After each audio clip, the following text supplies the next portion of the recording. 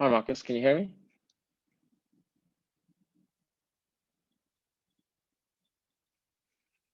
I think you're on mute.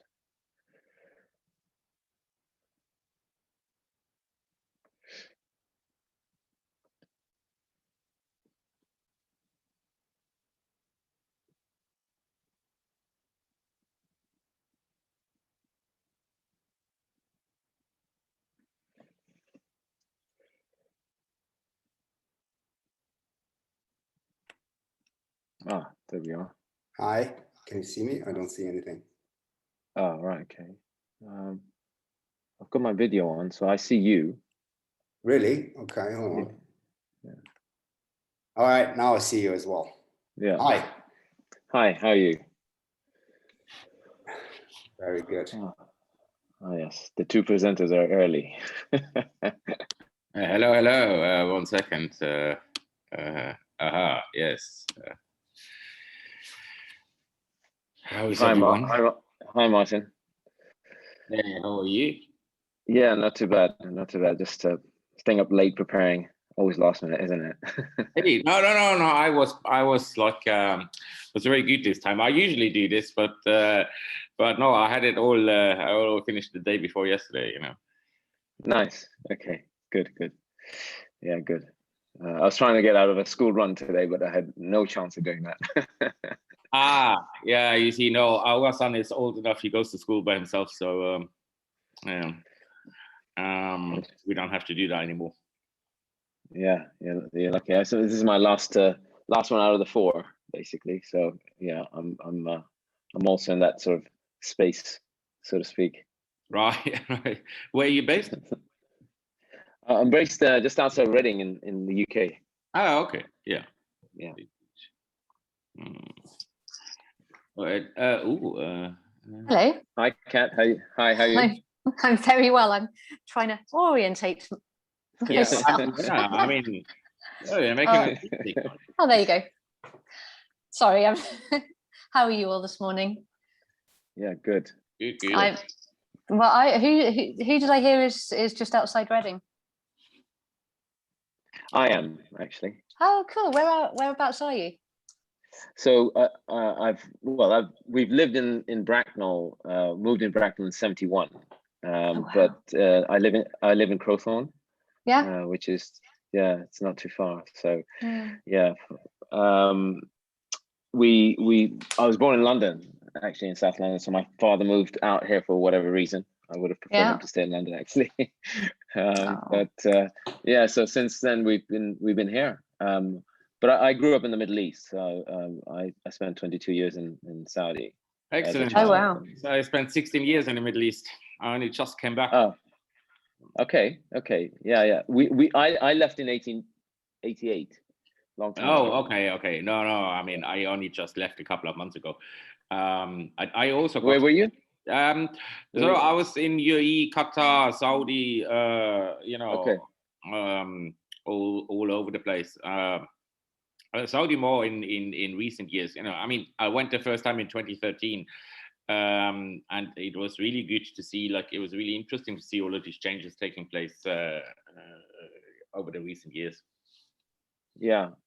So my father was in the sort of oil revolution, so to speak. So when we were very young, he was on that crest of that wave. He wasn't in oil; he was a civil engineer. But he had a fantastic opportunity, and we saw the whole thing sort of unfold right in front of our eyes. And then actually saw how it impacted society and communities there, with having too much money too quickly. And that in itself causes a lot of problems, which today, and if you look at the younger generation or the future generation in that country, they just when you get up at 12 o'clock in the afternoon, 1 o'clock in the afternoon on a regular basis, and I think the work ethic kind of goes out of the window. But they've got their own issues. I think the younger generations are the ones that are now leaving school. They're not at all like that anymore. It's sort of this sort of middle generation there is, right? Because yes, that's right. Yes, I found that the younger ones actually there are fairly entrepreneurial in mindset. Okay, and there's a lot of good stuff now coming out of or happening in Saudi in terms of also in terms of hospitality. Yeah, I think they've realized the fact that there's a world outside of their country, and that they've got to make a bit of go of it, I guess, for themselves. Hi Isa, hi Barry. Hello, morning. Morning. So yeah, it's quite interesting. You're sort of talking about having money really quickly, and actually we saw that in Ireland, in the Republic of Ireland, that it went from being kind of almost stuck in the 50s and 60s. When I was growing up in, say in the 80s, and I would go back there, it was like they were in the 50s and 60s, and then all of a sudden the Celtic Tiger and that rush, they leapt into the 90s, but hadn't in a way gone through the process that in Britain people had gone through. So they went from kind of cassette tapes to an iPod with nothing in between. And so there's a generation of 30-year-olds, people in their late 20s, 30s, and even early 40s now, who just, I'm talking about my peers, but who almost they haven't had to work as hard. So this current situation has come as a massive shock. Whereas people who are sort of in their 40s and older have been through so many shocks that actually they're more used to having to work harder for it. That's what I see amongst my peers anyway. Yeah. I think the pandemic has had to open a lot of sort of the mindset in terms of the way that what was we talk about the norm. I see the impact that's had on my children, and they're in their 20s, and how they've had to adjust. So, hi, Morning, Robin. Hello, good. Just start off. Go on, carry on. Yeah. You're the host, so you should lead this. No, it was. No, I was listening to it. Yes, it's the pandemic has had an effect on a lot of people, hasn't it? Yeah. What will happen going forward? That's the question.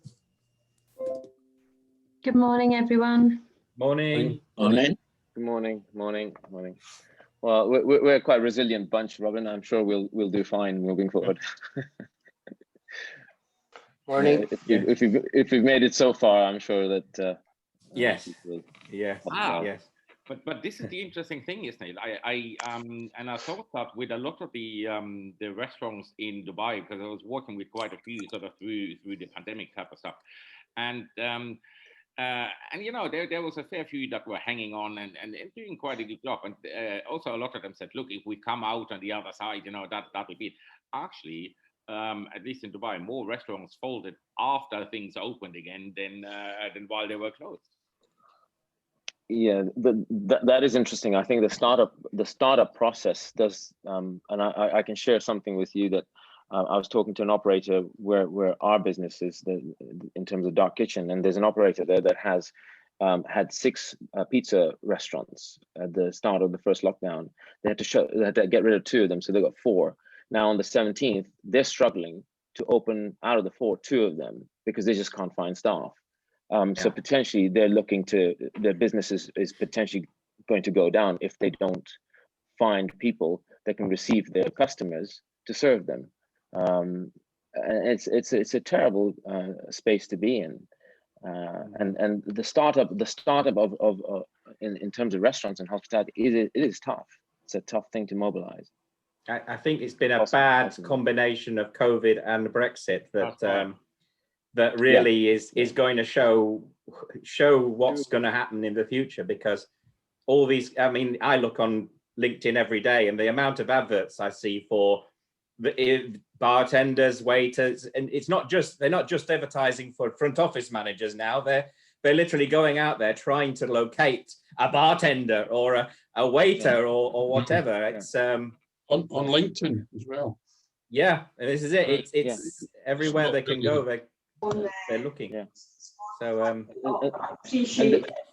and there is another issue with for example, in the industry, there's a problem with availability of equipment.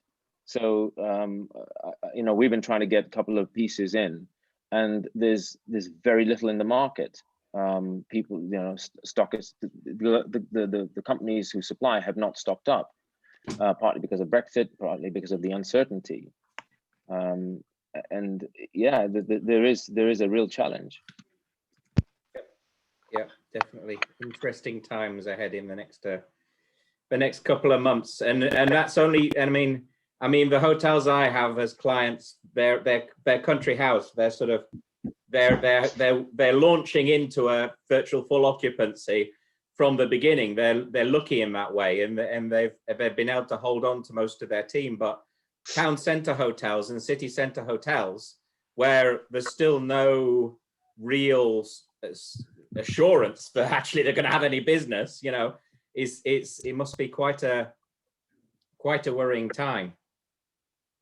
Right. Well, we're getting people coming in now. Glad to see lots of faces.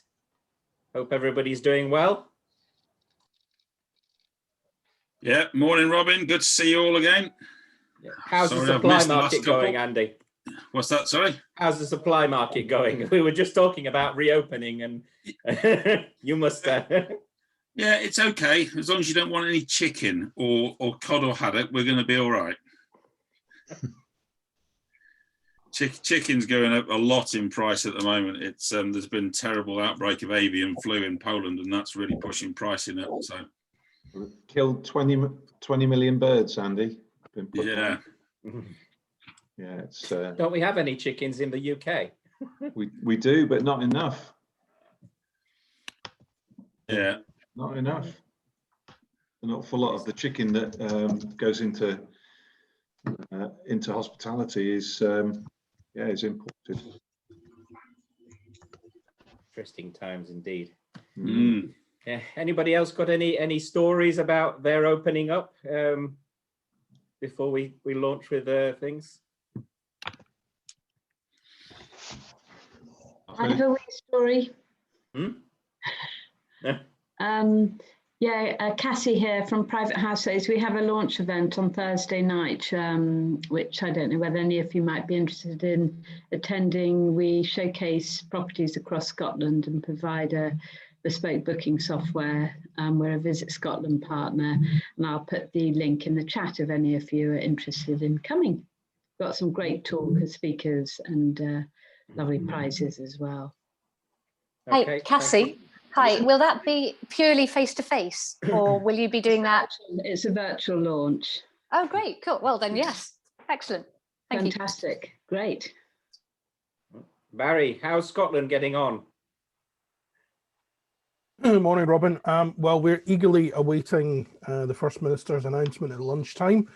I think 12:30 she's due to speak. Basically, the vast majority of Scotland will go to level 2 as of Monday, which means indoor hospitality reopens, cinemas reopen, we can meet people inside in homes and such. So kind of a big step forward back to a semblance of normality, with the exception of one area. We've got one area in the northeast of Scotland, Morayshire, so that's around Elgin, Nairn, that kind of area, where figures are heading upwards, and it seems to be a bit out of control. So the likelihood is that Morayshire will stay in level 3 as we currently are, possibly even go to level 4, which is back into some form of lockdown. But the rest of Scotland opens up on Monday. And will they be able to have a wee dram, or is that still prohibited? Well, we can have a wee dram if we can brave the rain and the sleet and the hail at the moment. Outdoor hospitality's been open since the end. Helpstone, hasn't it? I had snow last week. Wee dram helps for snow. Well, we're used to it. The wee dram heats you up from the inside, so we're used to it. But yeah, indoor pubs will be able to serve indoors. Restaurants will be able to serve indoors as of Monday, with the usual kind of social distancing. Mask wearing is still likely to be the norm, and yeah, we'll see how it goes from there. Oh well, right. Right then, well, I think we've got as many as we're going to get today. So I'd like to welcome Martin Kubler, who's going to give us some advice and information and ideas on change and innovation. If you'd like to, I'll just going to mute everybody just to make it a bit sort of, can I share? Just a minute, and then if you unmute yourself, Martin. Yes, I have unmuted myself. Can I share? Yes, yeah, it's available to share. Wait one second, because I don't see a button. Down at the bottom. Yeah. No, I know where it usually is. I just like, you know. Damn it. Talking about change. Okay. I mean, I'm not sure in how far the following can be seen as advice. What I have it built as is, and I'm just going to share this in. I have this built as some thoughts about innovation and change in our industry.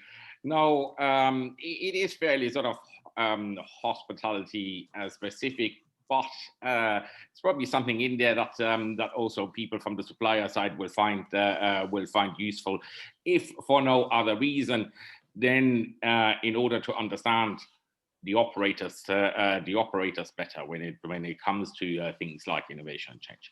So just quickly for those that don't really know me, I spent the last 16 years in the Middle East. First working in hotels, running hotels, and then running my own consulting company. I've recently relocated to Sweden, and I'm currently based in, well, today anyway, sunny Stockholm. What I do is I really specialize in working with startups, family-run companies, mostly independents, and businesses in customer-centric and service-critical industries. Mostly in regards to marketing and operational troubleshooting. And I have somewhat of a longer running connection to innovation, having worked on this topic for at least the last sort of 5-6 years. And it's interesting to see how that has grown in importance over the years. So a couple of years ago, there really wasn't that much focus on innovation, and that has steadily grown. Now, what started it all for me anyway? Many moons ago, I was working in a hotel in Qatar, in Doha, and it was run by a very jolly Scottish GM who he really liked running hotels, and he really wanted to to offer the guests the best. So he decided that in the new rooms that were being opened, he is going to install Japanese high-tech toilets. Like the all singing, all dancing kind of toilets, and more buttons than your stereo, such likes. This very quickly became the single most complained upon item in the entire hotel, with people either saying it didn't work, or it did work, but they pressed the wrong button, and all sorts of catastrophes ensued. Or the one that I liked the most was a gentleman who wrote in the comment card that he really only wants to stay in a hotel, and he doesn't really want to have a degree in engineering in order to operate simple items like a toilet. So so that it got me thinking. This together with equally complicated shower controls, and then of course we have the bedside control panels. Those that are supposed to make your life more comfortable because you don't have to get out of bed in order to switch off the lights. We all know that when you press the all out button, there is always one light that remains on. It's usually the light that's at the far end of the room. So you have to then get up, traipse through the entire room, switch off that light, make it back to your bed in darkness. These were all things that at one stage were built as super innovative. And perhaps they were to some extent. However, in my opinion, I think they're kind of missing the point, because while they may be innovative, they don't necessarily also add value, and they only look at innovation from the side of technology.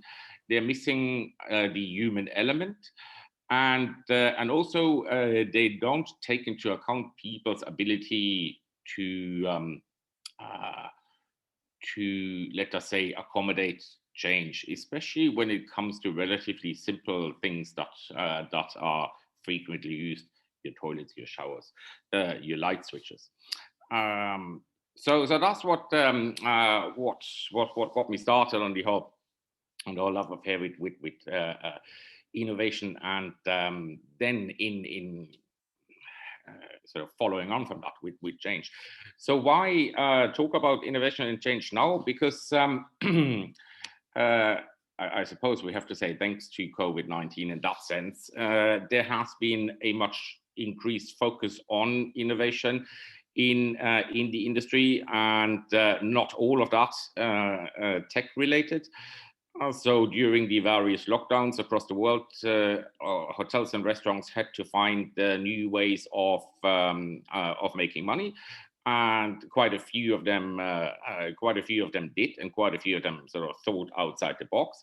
But the whole situation is also really, and that's sharpened the mind of many of us in the industry, saying, okay, look, if something like this can happen, that sort of is such a fundamental change, we need to look at how we're doing things going forward. And yeah, people always talk about the new normal, which I'm quite tired of. But the fact is, okay, so many things that we used to do, we're probably going to be doing differently going forward, and perhaps also people will expect different things from hotels and restaurants. So that's one point. The other point is that, of course, millennials, the generations entering the world of travel and work today, are quite different from us old folks. So they are much more focused on experiences than perhaps necessarily on technology. So that will simply add, if you want to keep the future customers happy, again, we need to start looking at how we can do things differently. And then the third point, simply because I had that part of the screen to fill, I was like, why not? Now is as good a time as any other time to start thinking about how to do things differently, okay? So whenever I talk about change and innovation with people in the industry, I come across a fair few opinions. And over the years, I've come to realize that the main challenges when it comes to changing things, or when it comes to doing things differently, are the following six. So one is complacency. Oh, like, look, I mean, the place is running really well. Everything is good. It's hunky-dory. We don't really need to do anything. It'll all be fine. This type of stuff. The next thing is that it doesn't make any money. Okay, like, how much do I have to put in and how much am I getting out? We're in that sense a very sort of return of investment focused industry. If something doesn't make money, it's really hard to get it approved in the CapEx. The problem with this whole change and innovation things is that very often you're taking a bit of a gamble, and you don't know whether it's eventually going to make money or not. And equally, very often it won't make money from day one. So that's a challenge, and that also is a reason why in the industry as a whole, innovation is so tech specific, because people find that tech, at least you can measure the investment versus the output. So if I install a new piece of POS software or something like that, then I know exactly how much I paid for it, and hopefully I can measure what I'm getting out. Of course, there's also the people who say, like, look, it costs too much. Okay, many people from the supplier side will be familiar with this. Hotels complaining about is the price of a certain piece of equipment. Eventually, after many months, they will sign off on it, they will install it. They are then so busy that they're not reading the manual, and 6 months down the line, they come back to the supplier and say, like, look, what you sold us doesn't work. Okay, it doesn't do the job. It doesn't do what you promised us. It does. For us, it's a waste of money. And the supplier would say like, no, it's because you haven't taken the time to read the manual. So that is another challenge. Of course, also people are saying, look, but our guests are happy. It's a bit sort of in the complacency type scenario. Yes, the guests are happy. Yes, you're reading the comment cards, but comment cards is purely, or the comments that you're getting from guests are purely reactive in the sense that they're describing something that has happened to them. Rarely will they describe something that they would like to see, and I'm coming back to that in a minute. For a lot of people, they think that innovation and change always has to be super big, super radical. They don't like it. It's going to be too radical. People won't like it. Let's not do it. They fail to see that a lot of small changes also make a big change, and that innovation isn't always on the level of moon landings. Okay? And then the last one is that I don't have time, and this really is actually one of the biggest ones for a lot of hotels, is because they are so busy and staffing levels are what they are, so that everybody is constantly busy and they don't really, in that sense, have time to take a moment to see or to sit down and say like, how can we do things differently? It doesn't always need money. Sometimes all it needs really is time. I touched on this when we talked about millennials and those generations, the younger generations entering the world of travel and the workforce now. So people are changing. Okay? So maybe in the 50s and 60s, perhaps in the 70s still, people went to hotels and they booked hotels for different reasons than they do today. At the time, technology in hotels was a major sort of sales driver. Hey, we have color TV, we have AC, we have a jacuzzi tub, we have whatever, you name it. And those were all items that a lot of people didn't have at home. Well, these days, very rarely do people book hotels because of fixtures, fittings, or technologies that they don't have at home. They're booking hotels for different reasons, and a lot of those these days is experience driven. So I want to, when I'm staying somewhere, I want to experience more than just the four walls of my hotel room. And I would like, and we're also interacting with hotels differently than we used to do. Before, it was sort of more transactional, and they essentially, they were a place to stay. But these days, for very many people, it becomes much more than just a sort of simple take my money, give me a room type of transaction. So we need to be mindful of that. And in my opinion, this is really what it comes down to, sort of why people, or why we ought to give more time and thoughts to innovation and change. It's about competitive advantage, and it's about having unique selling points going forward. When you look at a hotel, in the end, it's just four walls, a bed, and a bathroom. All hotels essentially are that. Okay? Yes, the market is price driven, but price isn't going to be the only thing anymore. A lot of the marketplaces are super crowded, and at any given price level, guests will have a large choice of properties. So we're looking for something else that makes us stand out. Number one here is what I call safe and boxy versus real and immersive. So you have a choice of staying in something that is safe and boxy. You sort of box standard international flagged chain property versus something that is independent, that is perhaps a one-off, that's unique, that allows for a much more real and immersive experience of a destination that you're staying in than an international chain offering. The problem is that the psychological threshold for somebody to try out something that is not safe and boxy is much, much higher. You see this also when you're abroad and you watch what tourists do, particularly American tourists. You will find that instead of going to a small coffee shop in, say, when they're in Istanbul, they tend to go to Starbucks because, well, I know what I'm getting, right? So we're looking at getting people to cross that psychological threshold into the unknown. As I said, yes, price rules, but competition now is on experience. Somebody isn't going to recommend a hotel or restaurant for that sense purely based on price. They're going to recommend a place because of the experience, because something has happened to them during the time in the hotel that makes them go, wow, this works in both positive as negative, right? If I have an average experience, I'm not going to leave a comment, I'm not going to leave a review, I'm just going to check in, check out, happy days. This isn't good enough anymore. In order to get those recommendations, in order to get those mentions on social media, what I've put here, what we're looking for is we're looking for guests, not just to tell others, but we're looking for them to help us create ripples. So social mentions that then travel through the social networks and other people see it, and based on that, they then decide to stay with us.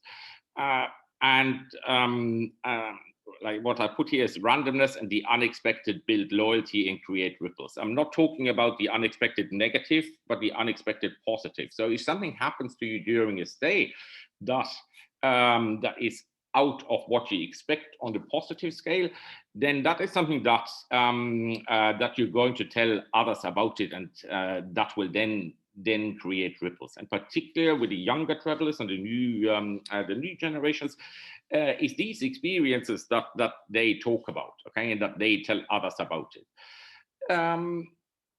Lastly, okay, personally, I find that hotels, when it comes to decision making, a lot of hotels are relatively slow. Okay, we need to borrow a bit from other industries and generally get a little bit faster in making decisions. In terms of, not just in terms of investment, but in terms of what we're going to try and in terms of what we're going to do.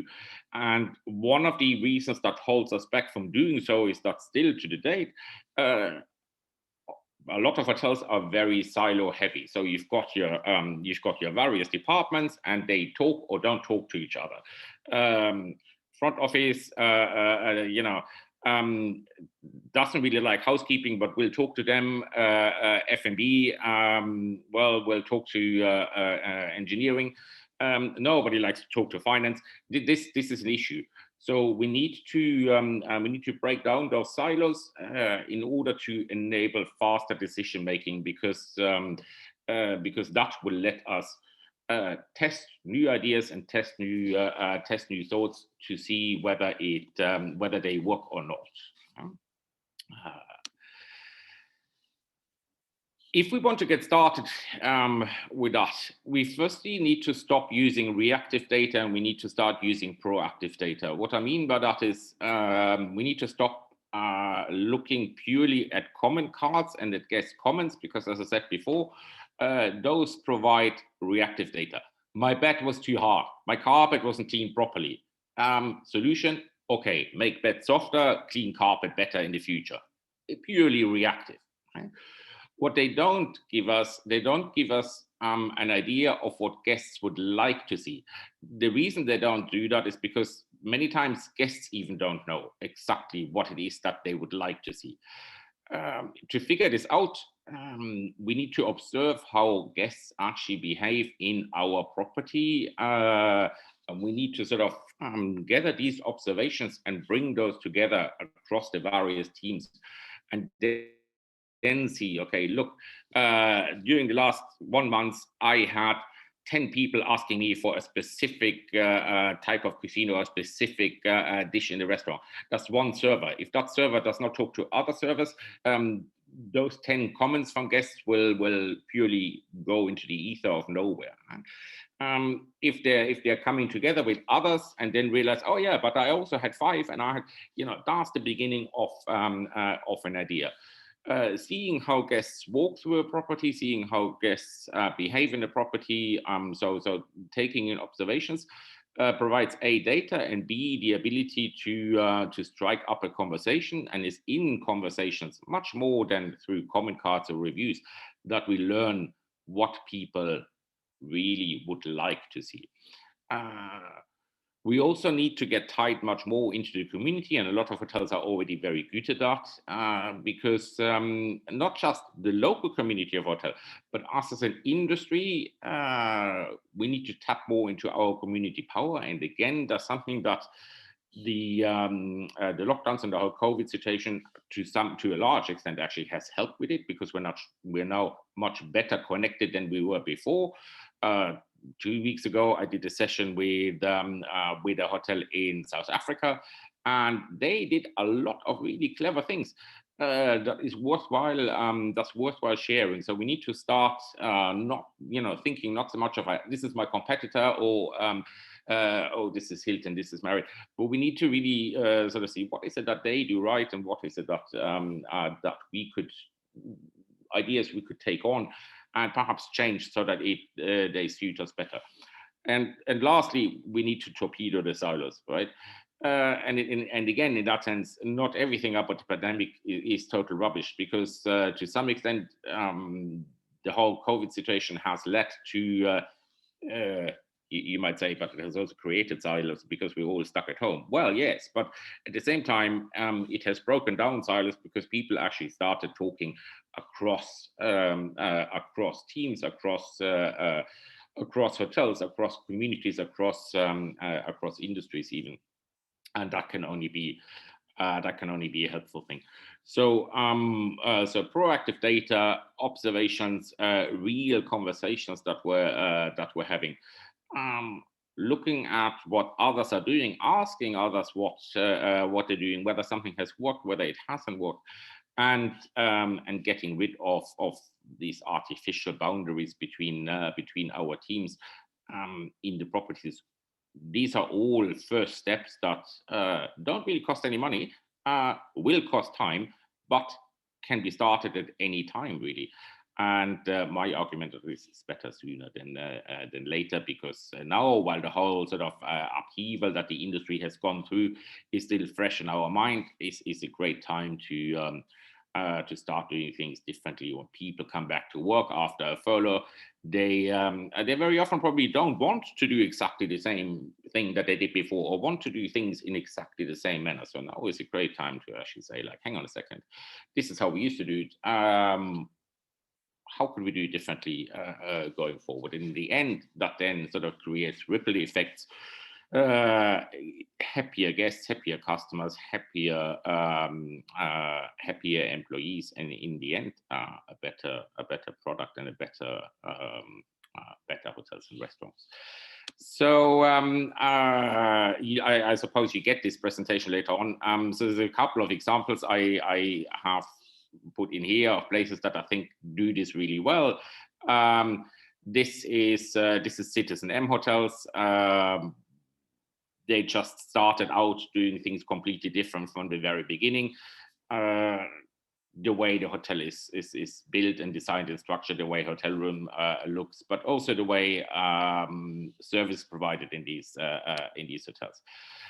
That's from studenthotels.com, which sounds like a wholesale residence, and that's how it started out. But they were the first ones to really bring together hotel living, co-working, and meetings even before the pandemic. So that's a good place to look for ideas. And then for those more familiar with the Middle East, this is from Rove Hotels. And again, Rove Hotels is a brand that was built from the ground up as being different. Their hotel rooms are still also only hotel rooms, but the way they are designed and the way the service provided on property is quite different from a number of other hotels. It's very open and is much more, I find, proactive than it is reactive. So people have and companies have started to sort of get into the swing of things, and I hope that the ramblings here have given you some food for thought to say, like, all right, look, let's see what we can do, whether this is something that we want to spend some time on. I think you should, and then what it is that that you can do as a first step. And as I said, it's very important to realize that we're not talking about flying to Mars or landing on the moon or creating another Apple or creating another Microsoft or Tesla. We're talking about starting with small changes that then build up to something bigger. Essentially, what we're looking at is creating a culture of change and innovation in your organization, in your hotel, in your restaurant, that then grows forward and pays the dividend. So thank you very much. That was it from me. Let me stop sharing my eyes. I think it's automatically stopped. Yeah. Okay. I'm not sure. Is there normally questions or answers? I have no idea how this works. You're on mute. Phrase of the year. You're on mute. Anybody got any questions for Martin? Anybody got any comments or points? I have a question. I don't understand what silo means. Oh, okay. So silos essentially are little bunkers of people, teams. All right. Yeah, I mean, I don't want to, because not every team is also a silo, but we're looking at teams or departments in an organization that doesn't really connect with the outside world. And the outside world, there is the other teams and departments. So for example, you might have front office. They have their own. They have 3 briefings a day. They have their own briefing, like their own meeting log and everything. But they don't really, other than perhaps in the morning briefing, they don't really interact with the other departments unless they need something from them. Call housekeeping. Is the room ready yet? No, it's not ready. Why? You're always so slow. Okay. Call finance. Has the supplier been paid yet? No. Why not? We don't have money. Why you don't tell the supplier? He's calling me 50 times a day. So there is a lot of time spent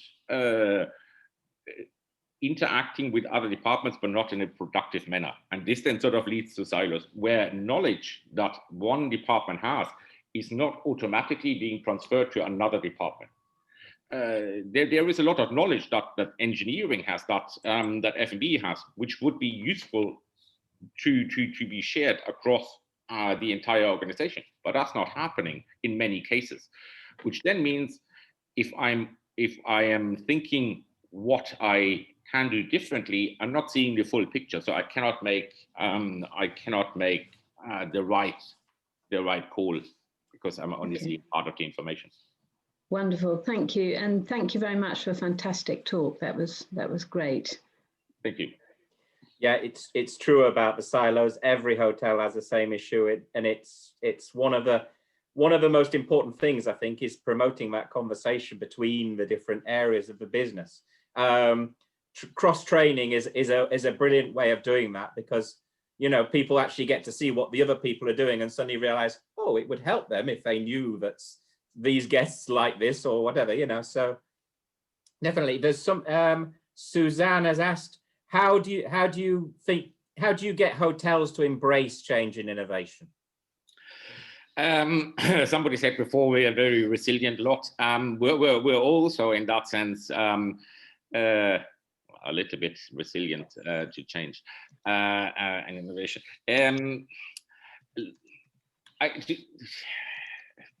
I mean, the honest answer is probably that many hotels won't do it until it's too late.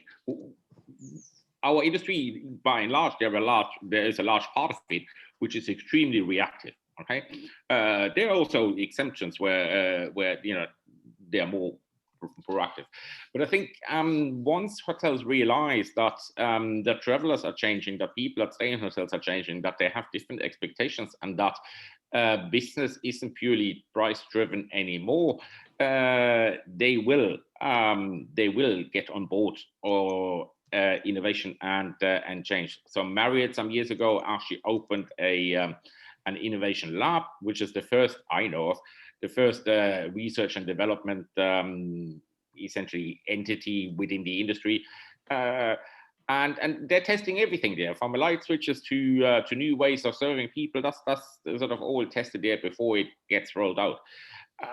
And there's always, so something starts at the top where the people have the money, and then eventually it will filter down. So I think it's going to be a gradual process, but it will happen because hotels will be forced into it.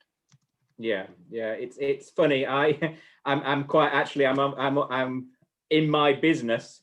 I know exactly how difficult it is to get hotels to innovate, because getting people to realize that sort of they don't actually have to have a financial controller sat at that desk 24 hours, 8 hours a day, every day, and they don't have to pay him for being sat there all that time is quite difficult. And it's the same with like HR and sales and everything. Independent hotels still find it difficult to grasp that idea of quality over quantity. But yeah, somebody here, we've got Austin has asked, what would you say was the #1 innovation that you've seen over the past 10 years? Well, I mean, obviously it depends how to some extent how you define innovation. If you'd wanted to go down the tech route, then obviously there are Marriott's robots that bring you little things like the toothpaste and the newspaper and this type of stuff, and those sort of by and large work really well. If you want to go down the non-tech route, then I think is the open lobby concept, and the fact that a lot of hotels have realized that, all right, hang on a second, I don't want my guys to be hiding behind the desk. So you now see in many hotels that there, in that sense, isn't desk anymore, and I think that's that because it has also provided new life for hotel lobbies, which previously were always sort of a bit, like train station waiting rooms. I mean, you spend time in the lobby when either you're waiting to be served, or you're waiting to check in, or you're waiting to check out, or you have nowhere else to sit. So that for me is actually also an example of innovation that the industry has. I think IT has helped that, hasn't it? Because now you can tag a tablet about, you can do a check-in, you can ask somebody room service, you can do everything on the tablet, talking to guests at the same time, and they can even do it themselves, and all you have to do is then take it to them. So yeah, it's changed a lot, and I think there'll be a lot more progression towards that sort of. This is also an example of where technology and humans interact in the right way. Okay. Mm-hmm. Anybody else? Anybody else got any positive? Do you see a change with the new generation of hotels? Yes, I do. Okay. Because if you look at the new generation of hotels, and these are precisely the type of people behind Citizen and behind Student Hotels, behind Rove Hotels, like the Rove leadership team, they're all a below average age, I think, for our industry in terms of leadership. And yes, I mean, they've started to do things differently because they've realized that a lot of the things that or a lot of the ways that things are being done are actually stupid, and can and should be done differently. Okay. So this always reminds me that years ago, when I was still working in London, in front office, I'd run out of paper clips, and I wanted to acquisition new paper clips from the stores. But I'd also run out of acquisition forms. So I went to the finance and I said, I need a new bunch of acquisition forms because I need to acquire, I'm making acquisition for the paper clips. He said, oh, no, you should have used the last acquisition form to make an acquisition for new acquisition forms. I said, now what do I do? He said, well, I don't know. I mean, come back tomorrow. I said, just give me an acquisition. No, they're all numbered. I cannot give you the acquisition form. Well, that's how we run out of paper clips. I'm talking about this, like where people are looking at this and actually are saying, hang on a second, that's just goddamn stupid. And then there needs to be a better way of doing this, right? Yeah. It happens quite a lot, doesn't it? Where people just stuck in their sort of in their view, as it were. But yeah. Right. Well, anybody got any more? Shall we move on? Yeah.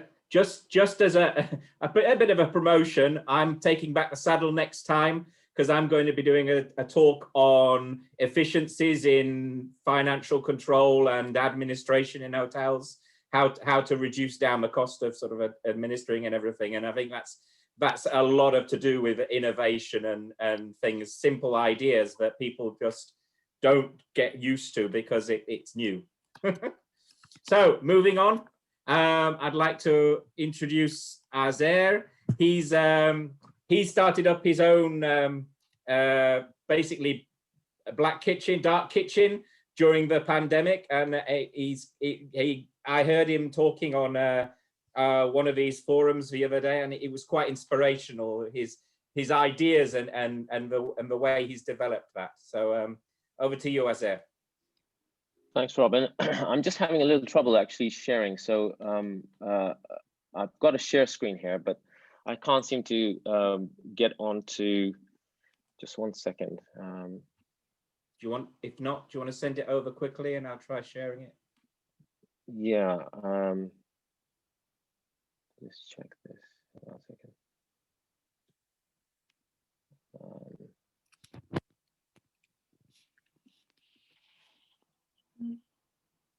Bear with me a minute. The joys of technology. Yeah.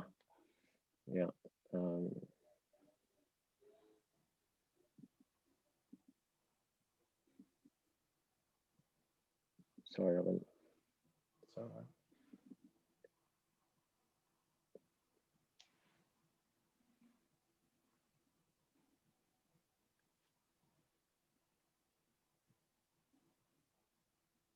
I'm trying to upload it on a. It's a PowerPoint presentation. So it's actually trying to upload. It's quite a large file, so I'm just going to send it back to you.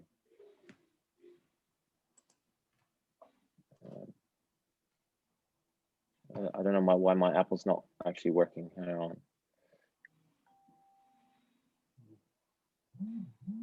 Sorry about this, everyone.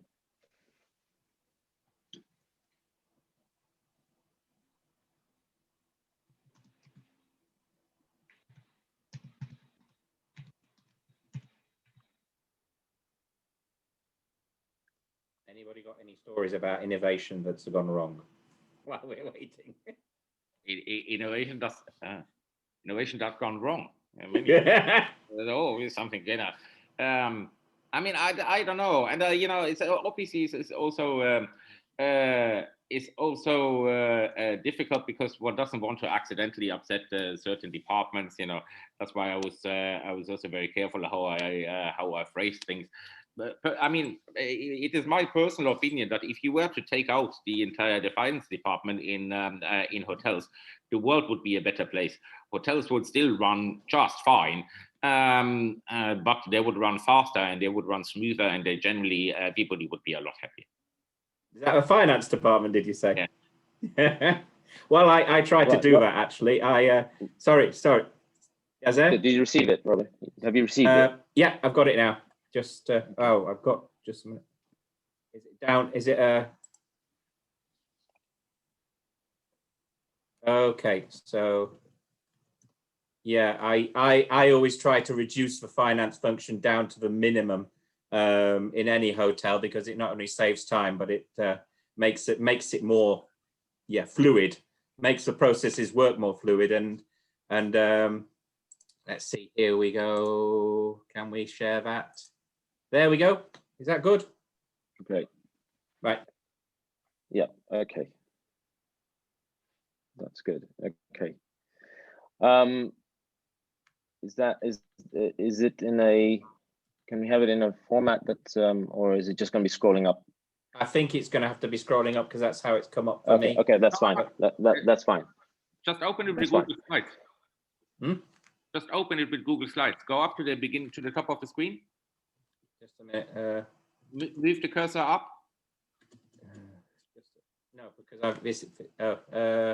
Yeah, Just- now it says open with Google Slides. Open it with Google Slides. And then You learn something new. You should be able to go full screen. So now click the present button on the top right. Not now. Not now. Top right. Top present right. There we go. Okay. There we go. Oh, finally there. Thank you for your patience, everybody.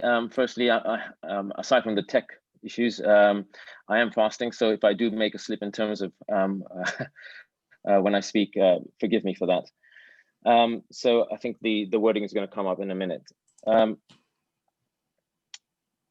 Robin asked me to look into and explore the idea of how hotels can capitalize on revenue by embracing the dark kitchen revolution. Can we have the next slide, please, Robin? But before I do that, you know, who am I? My name is Azra Rabbani. I'm the founder of chowbunch.com. Just to give you a real quick overview, in my previous life, I ran a food service business for nearly 30 years, supplying top hotels and restaurants around the country. And we grew that business to 42 million. I am now on the other side of the table, so to speak, as an operator, receiving a lot of deliveries from my ex-competitors. So that's an interesting space to sit in. Next slide, please. So this is a quick overview of what I'm going to discuss, the current situation, why is it important, what is a dark kitchen or ghost kitchen or cloud kitchen, innovative ideas, menu segmentation, virtual brand criteria, customer data, looking at digital data, software integrations, a cost watch, and obviously the final conclusion.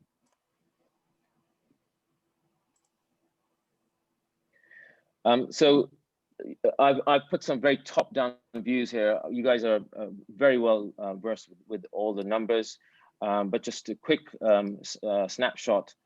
Last year's was a terrible year for hospitality, nearly 72 billion lost in revenue.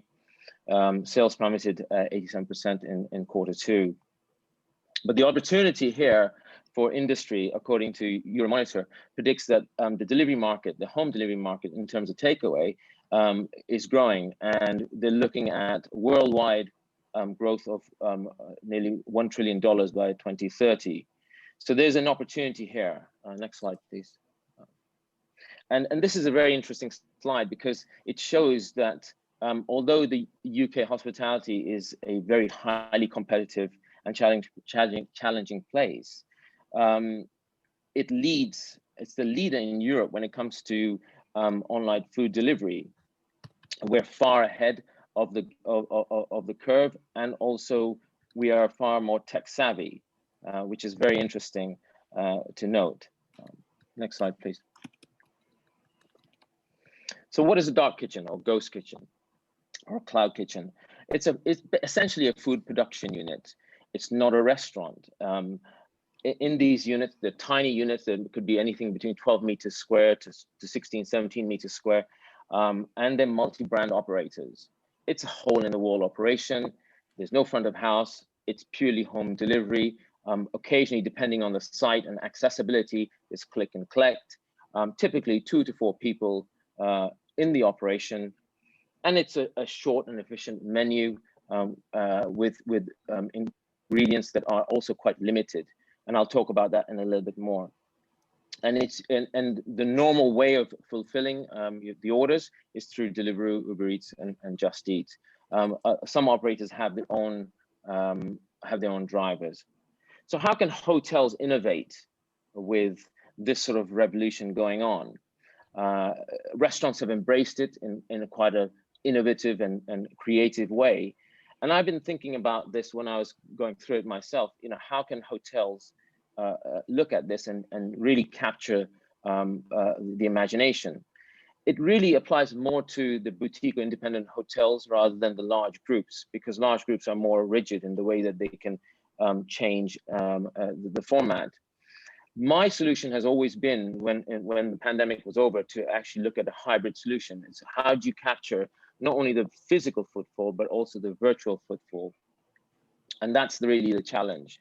And depending on the facilities that your hotels have, you know, these are some of the ideas that I can put forward. Is, you know, they have a click and collect. There's a park and pick, needs a car park.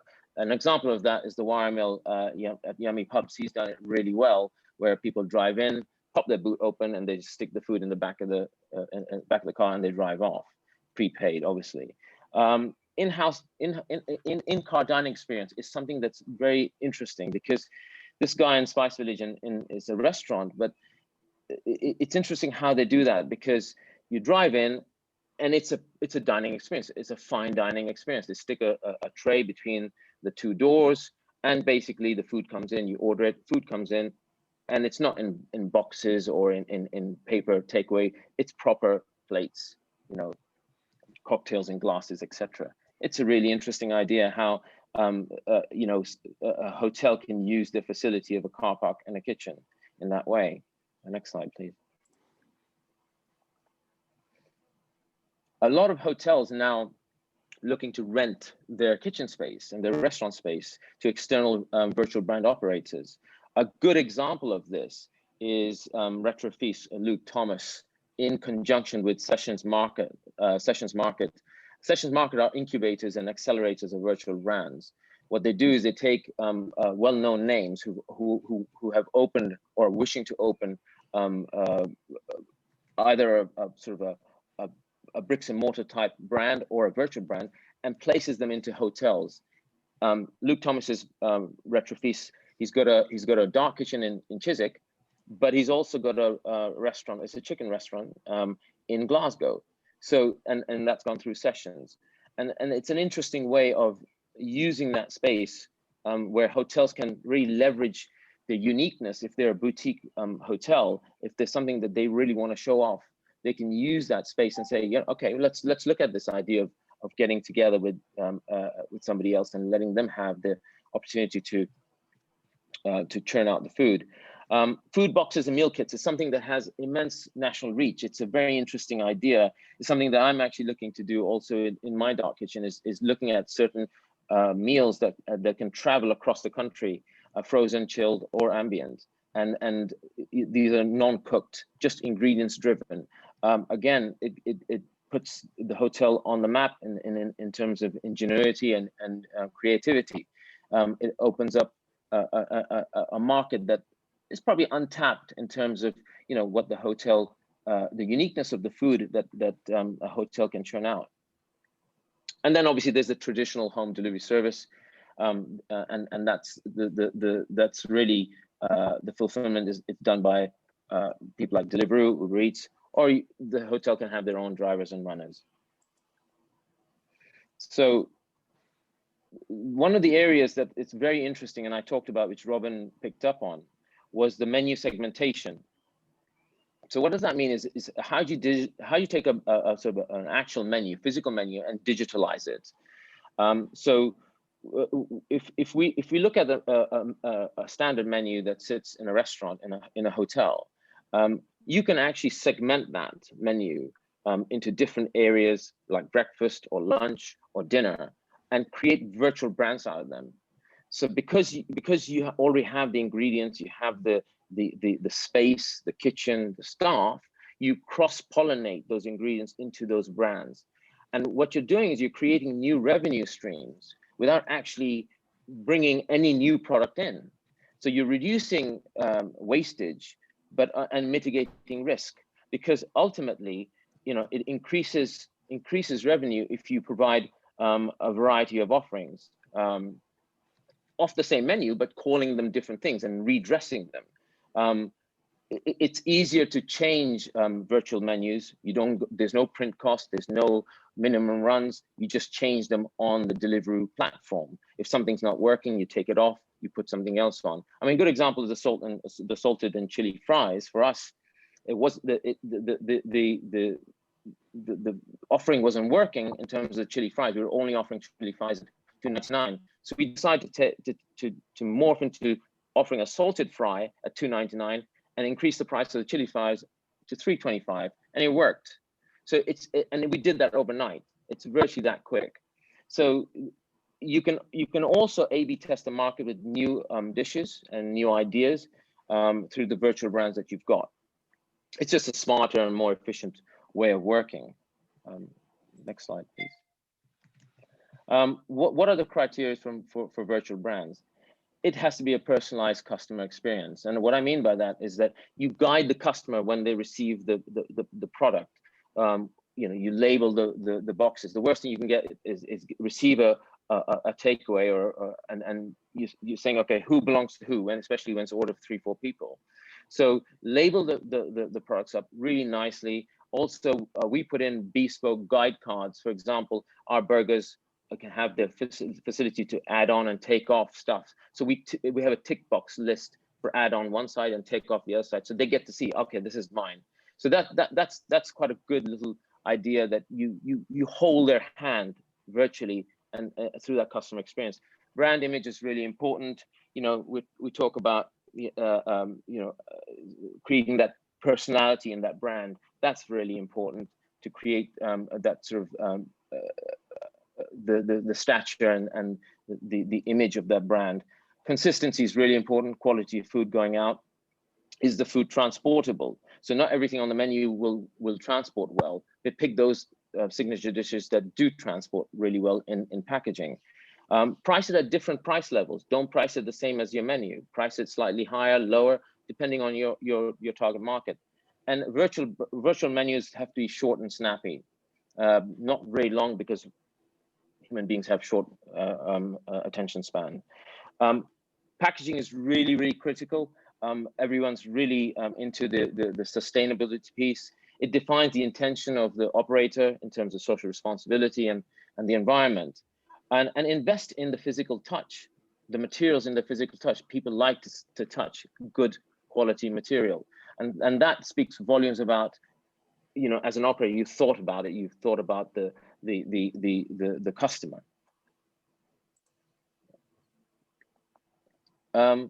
Again, these are photos that we took for one of our brands. Swing Solo is one of our brands, and we invested in a professional photographer. It's a burger and wings concept, but how you present it, and this sits on Deliveroo. It also sits on social media, and eventually going to go on a website. But it just looks. Needs to look inviting. It needs to look delicious. Because that's what we're doing. We're trying to attract footfall into our organization. Next slide, please. Customer data and digital data is really important. Power is in the data. All hotels, you guys have a customer base. You have the knowledge and history of that customer list. It's a captive data you've got there. Use that customer digital footprint to understand the customer segmentation, identify the target audience, and define. It helps you define the strategy, the approach you want to take, whether it's emailing or calling campaigns, e-shots, e-flyers. Listen to the data. Martin talks about data, and I agree. You have to look at the proactive side of the data as well as the reactive. And I say reactive, especially customer lists. And the customer lists are sitting in your hands. You've already got them, so it's not as if you have to start all over again. Yeah. Next slide, please. I'm not going to talk too much about integration software because there's a lot of stuff out there. I don't want to bore you with it, but this is something that I think needs to be touched upon. So when you're starting virtual brands in the past, and the pandemic has really helped this and driven it forward. In the past, what has happened is that for each brand, you'd have to have 3 different screens based on each of the operators. Now, what has happened is that if you've got 4 brands, potentially would have had to have 12 screens. But now there's a software that many companies are doing. This Tryout is one we use, where it integrates into one screen. So in my kitchen, I have one screen across the 4 brands, which reduces potentially I would have to hire one person to press a button across 12 screens. Here, it actually integrates into one screen, and it gives me all the data and the stats that I need in terms of sales, what went up, what went down, what moved, and which platforms did they come through. So there's a lot of ingenuity and opportunity here to scale up. Next. Cost watch. Yeah, this is, again, cost is everything. In terms of the existing cost is labor, cost of goods sold, menu costings, rent, etc. But the additional costs you got to actually look out for are packaging, additional equipment, perhaps, delivery platform fees, additional staff, maybe runners and packers, and obviously there's the social media marketing, which is key for virtual brands to work, because that's how they operate.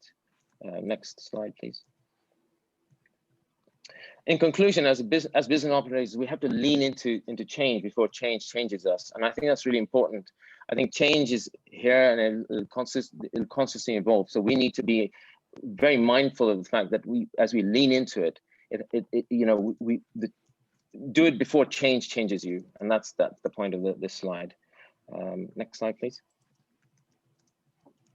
And finally, thank you for listening, and Robin, thank you for the opportunity for me to be allowed to speak on this fantastic forum. Thank you. And I think what I got from talking to Azir is this, that just because we go back to people coming to our restaurant doesn't mean we have to stop using these delivery service, these innovative ways. I mean, if you can double your sales because you have a restaurant full of people and another 50 clients out there who've taken your deliveries, and you without actually having to increase your kitchen much or change anything, then suddenly it becomes a whole new way of creating extra revenue. And that's something that I always work with hotels, is how you create the additional revenue, how you drive the revenue. Because if you can make more revenue, it's a lot easier to control your profit. And I thought this was an excellent idea. Anybody have any questions?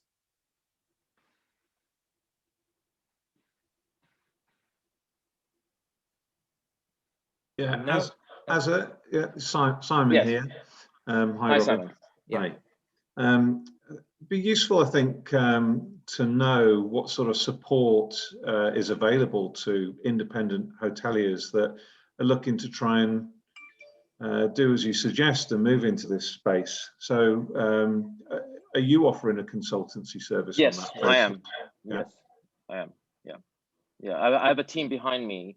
One of the members is my brother. So the way we do it is that he's the back end. So with his engineering background, he's quite process driven. So and what he's done is he's actually looked at the process, and he's got under the skin of these platforms. It's these platforms that really drive the virtual brand up the ladder, so to speak, to become more visible. And he's really got to understand that. So he's partly on my team. I also have somebody who can, if there's menu development that's required, I can bring them in. Training that's required, I can bring them in. So there's a structure there and support there that is available. Happy to have a conversation with anybody who wants to, just explore the idea at least. Yeah, I think because the idea is, fairly foreign to hotel operators. So yeah. I think some hand-holding would be really, really good. Yeah, and the interesting thing, sorry, Robin, is that this doesn't have to be only in food. If you look at you're opening up to the world now, how do you entice those customers back? It can be either food boxes, or it can be I don't know, toiletry box, or something that helps them back into your premises.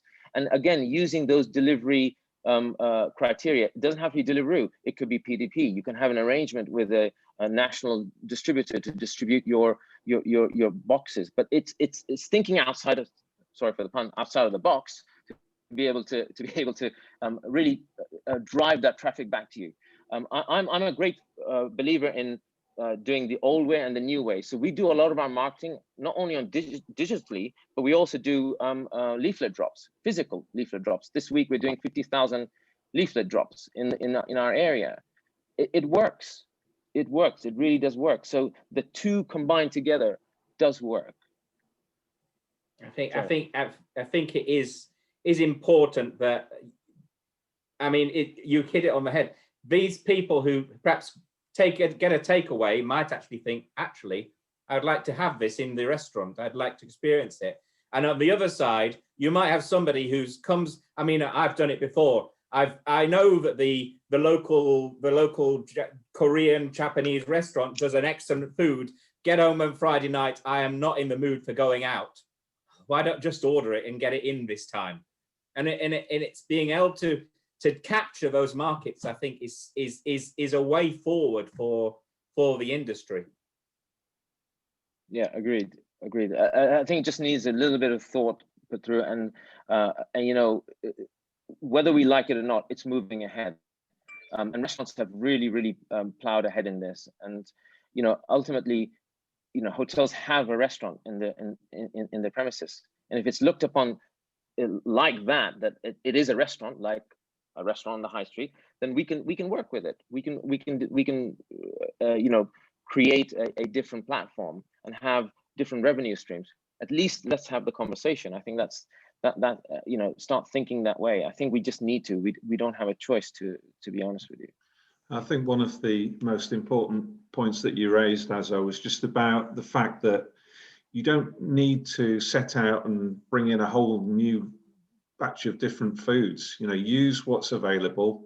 You know, just thinking about it, perhaps there's, you know, some bright young things in reception that can manage your social media. Essentially, your investment is a bit of time and some really sharp packaging. And you didn't say it, but I heard you say it before, that, you know, I like the way that you write little messages on the bags, just, you know, to personalize things and actually to deliver some really good service, which is what hospitality is all about.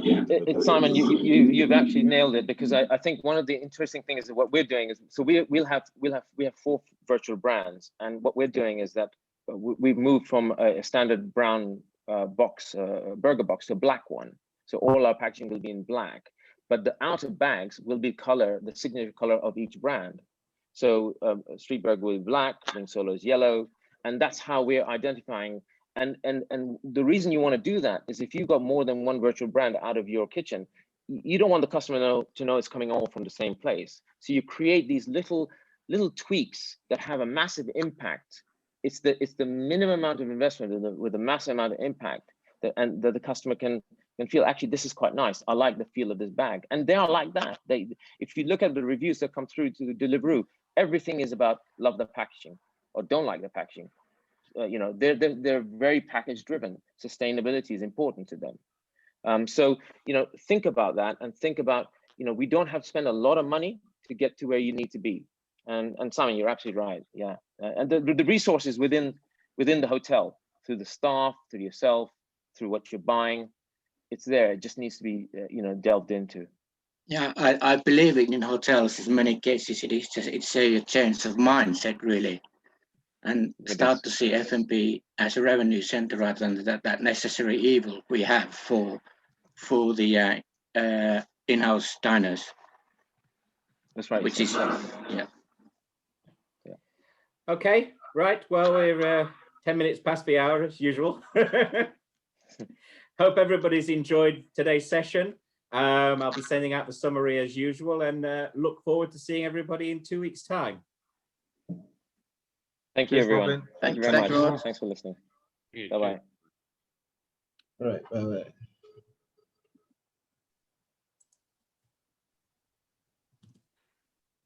Bye.